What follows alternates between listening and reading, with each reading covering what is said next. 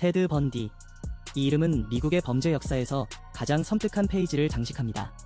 그는 겉으로는 매우 매력적이고 지적인 남성이었습니다. 깔끔한 외모와 뛰어난 언변을 가졌습니다. 사람들은 그에게 쉽게 호감을 느끼고 신뢰했습니다. 그의 부드러운 미소 뒤에는 잔혹한 악마의 본성이 숨어 있었습니다. 아무도 그의 진짜 모습을 상상조차 하지 못했습니다. 1970년대 미국 사회는 거대한 공포에 휩싸였습니다. 젊은 여성들이 전국 각지에서 흔적도 없이 사라졌습니다. 범인의 정체는 몇 년간 오리무중이었습니다. 사람들은 보이지 않는 악마의 존재를 두려워했습니다. 그 악마가 바로 평범한 이웃의 얼굴을 한 테드 번디였습니다.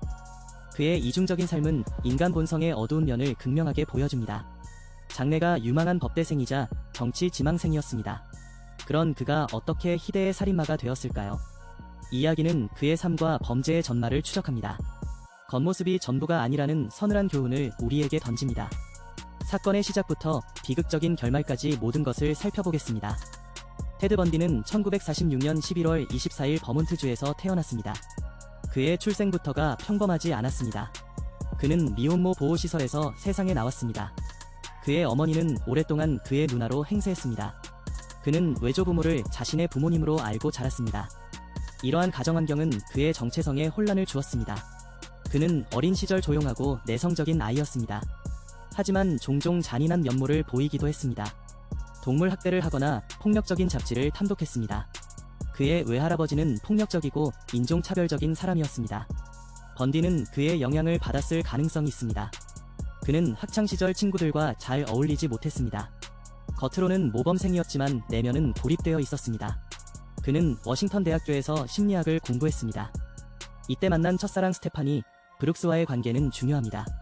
그녀는 부유하고 아름다운 여성이었습니다. 번디는 그녀에게 깊이 빠져들었습니다.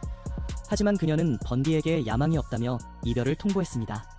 이별은 그에게 깊은 상처와 모멸감을 남겼습니다. 전문가들은 이 경험이 그의 범죄 심리에 큰 영향을 미쳤다고 봅니다. 그는 이후 더 성공한 남자가 되어 그녀 앞에 나타났습니다. 그녀의 마음을 다시 얻은 뒤 잔인하게 복수했습니다. 그는 그녀와 약혼한 후 갑자기 연락을 끊었습니다. 이는 그의 여성 혐오와 통제욕을 보여줍니다. 그는 자신의 매력을 범죄의 무기로 적극 활용했습니다. 사람들에게 접근할 때 매우 상냥하고 예에 발랐습니다. 도움이 필요한 사람처럼 능숙하게 연기했습니다. 팔에 가짜 깁스를 하거나 목발을 짚었습니다. 여성들에게 책이나 짐을 옮겨달라고 부탁했습니다. 그의 선한 인상과 정중한 태도의 대부분은 경계심을 풀었습니다. 그를 의심 없이 따라 나선 순간 돌이킬 수 없는 비극이 시작되었습니다. 1974년부터 그의 본격적인 연쇄살인이 시작됩니다. 워싱턴주와 오리건주에서 젊은 여성들이 연이어 실종됩니다. 한 달에 한두 명꼴로 희생자가 발생했습니다. 경찰은 초기에는 사건들의 연관성을 파악하지 못했습니다. 하지만 실종된 여성들에게는 뚜렷한 공통점이 있었습니다. 모두 젊고 아름다운 백인 여성이었습니다. 대부분 길고 곧은 머리카락을 가지고 있었습니다. 경찰은 마침내 연쇄범죄의 가능성을 인지했습니다.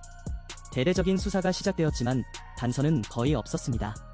목격자들은 폭스바겐 비트를 탄 잘생긴 남자를 기억했습니다.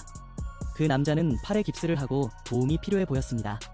그는 자신을 테드라고 소개했습니다. 이것이 범인에 대한 유일한 정보였습니다. 1974년 7월 14일 그의 범행은 더욱 대담해집니다. 워싱턴주 레이크 세머밋이 주립공원에서 범행을 저지릅니다. 수많은 인파가 몰린 해변에서 2명의 여성을 납치했습니다. 그는 하루 동안 2명의 여성을 같은 장소에서 유인했습니다. 그의 대담함과 치밀함에 수사관들은 경악했습니다. 범행은 점점 다른 주로 넓게 퍼져나갔습니다. 그는 유타주 법대에 입학하며 거주지를 옮겼습니다. 그러자 유타주에서도 여성 실종 사건이 발생했습니다. 콜로라도와 아이다호주에서도 비슷한 사건이 이어졌습니다. 그의 살인 행각은 멈출 기미를 보이지 않았습니다. 그의 범행 수법은 상상 이상으로 잔인했습니다. 그는 피해자들을 외딴 곳으로 끌고 가 폭행했습니다. 살해 후에는 시신을 훼손하고 유기했습니다. 증거를 없애기 위해 시신을 숲이나 산에 숨겼습니다. 그의 지능적인 범죄 수법에 경찰은 속수무책이었습니다. 그는 완전 범죄를 꿈꾸는 듯 태연하게 일상을 보냈습니다. 주변 사람들은 그의 끔찍한 이면을 전혀 눈치채지 못했습니다. 그의 완벽에 가까운 이중생활은 계속될 것 같았습니다. 그러던 중 그의 범죄에 제동이 걸리는 사건이 발생합니다. 그의 소나기에서 기적적으로 탈출한 생존자가 나타났습니다. 캐럴 다론치라는 이름의 18세 여성이었습니다. 1974년 11월, 번디는 경찰관을 사칭해 그녀에게 접근했습니다.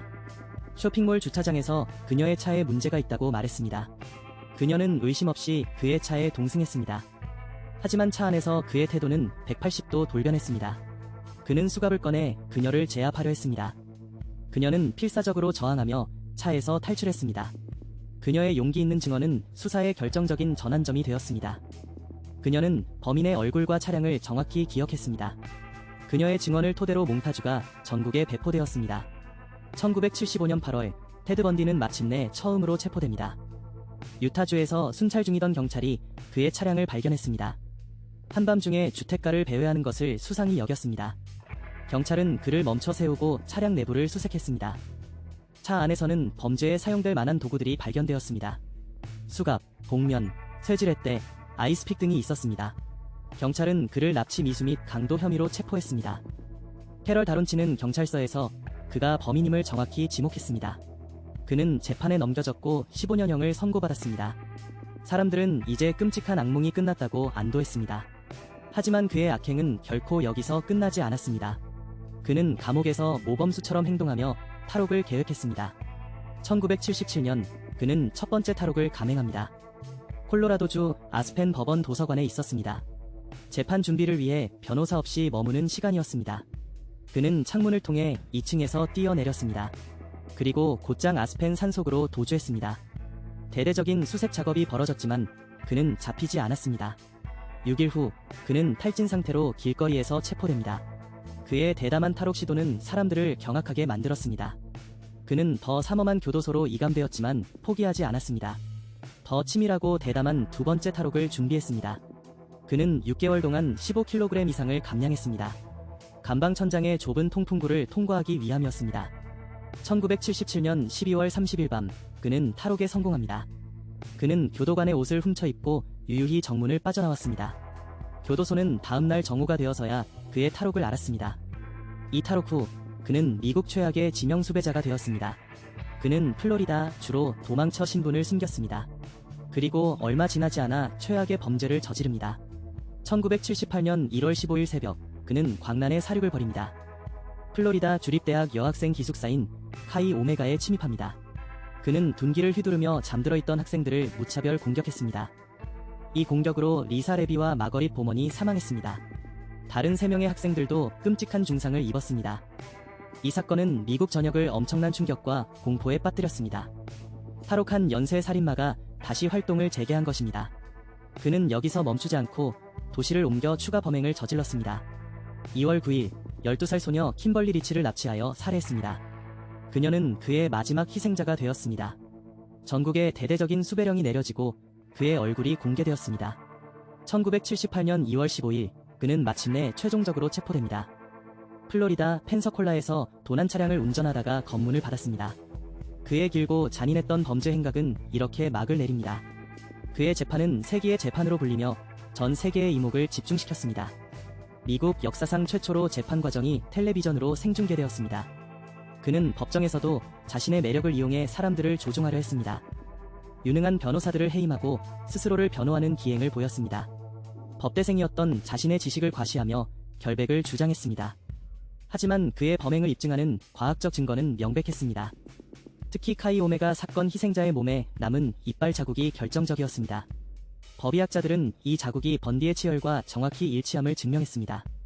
이 증거 앞에 그의 모든 거짓말과 연기는 무너졌습니다. 배심원단은 두 사건 모두에 대해 유죄를 판결했습니다. 그는 결국 3번의 사형 선고를 받게 되었습니다. 사형 집행을 앞두고 그는 수년간 부인했던 모든 범죄를 자백합니다. 그는 최소 36명의 여성을 살해했다고 인정했습니다. 하지만 실제 피해자 수는 이보다 훨씬 많을 것으로 추정됩니다. 그는 수사관들에게 자신의 끔찍한 범죄 동기를 설명했습니다. 통제 불가능한 내면의 폭력적 충동 때문이라고 말했습니다. 그는 자신의 행동에 대해 어떠한 죄책감도 느끼지 못했습니다. 그의 모습은 사이코패스의 전형을 보여주었습니다. 1989년 1월 24일, 그의 사형이 집행되었습니다.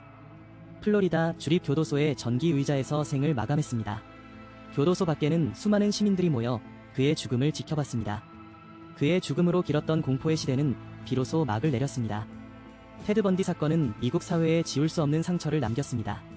동시에 범죄 수사 시스템에 많은 변화를 가져왔습니다. 주 경계를 넘나드는 범죄에 대응하기 위한 공조 체계가 강화되었습니다. FBI는 연쇄 살인범의 행동을 분석하는 프로파일링 기법을 발전시켰습니다. 그의 사례는 범죄 심리학 분야에서 가장 중요한 연구 대상이 되었습니다. 그의 이야기는 수많은 책과 영화, 다큐멘터리로 끊임없이 재조명됩니다. 이는 그의 잔혹한 범죄를 잊지 않기 위한 노력입니다. 그리고 다시는 이런 비극이 반복되지 않도록 경고하는 메시지입니다. 우리는 이 사건을 통해 겉모습만으로 사람을 판단할 수 없음을 배웁니다. 가장 평범하고 매력적인 얼굴 뒤에 무서운 악마가 숨어 있을 수 있습니다. 테드 번디는 그 끔찍한 진실을 우리에게 똑똑히 보여주었습니다. 그의 이야기는 인간 본성의 가장 어두운 시면을 들여다보게 합니다. 우리는 항상 주변을 경계하고 스스로의 안전을 지켜야 합니다. 그의 무고한 희생자들을 영원히 기억하고 애도해야 합니다. 그들의 비극이 결코 헛되지 않도록 사회가 노력해야 합니다. 이것이 테드 번디 사건이 우리에게 남긴 무겁고도 마지막 교훈입니다. 한 시대의 악몽을 만들었던 살인마의 이야기는 이렇게 끝이 납니다. 하지만 그가 남긴 공포와 사회적 파장, 그리고 교훈은 영원히 계속될 것입니다. 그의 이름은 악의 상징으로 남았습니다. 하지만 우리가 정말 기억해야 할 것은 그의 이름이 아닙니다. 바로 그의 잔혹한 범죄로 쓰러져간 무고한 희생자들입니다. 린다 앤 힐리, 도나 게일 맨슨, 수잔 일레인 랭코트, 브렌다 캐럴 볼. 이들은 모두 각자의 꿈과 미래를 가진 소중한 존재들이었습니다. 그들은 누군가의 딸이었고 친구였으며 사랑하는 사람이었습니다. 테드 번디는 단순히 그들의 목숨만 빼앗은 것이 아닙니다. 그들과 연결된 모든 사람들의 삶을 송두리째 파괴했습니다. 남겨진 가족들은 수십 년이 지난 지금도 지울 수 없는 고통 속에서 살아가고 있습니다. 사라진 딸을 찾기 위해 평생을 바친 부모도 있습니다. 동생의 마지막 순간을 상상하며 매일 밤 악몽에 시달리는 형제도 있습니다. 이러한 고통은 언론의 스포트라이트 뒤에 가려져 있었습니다. 사람들은 괴물에게 열광했지만 희생자들의 슬픔에는 무관심했습니다. 그의 범죄는 피해자 개개인의 서사를 지워버렸습니다. 그들을 단지 테드 번디의 희생자라는 이름으로 묶어버렸습니다. 우리는 이 사실을 잊지 말아야 합니다. 희생자 한 사람 한 사람의 삶을 기억하고 존중해야 합니다. 그것이 이 비극적인 사건을 올바르게 기억하는 방식입니다.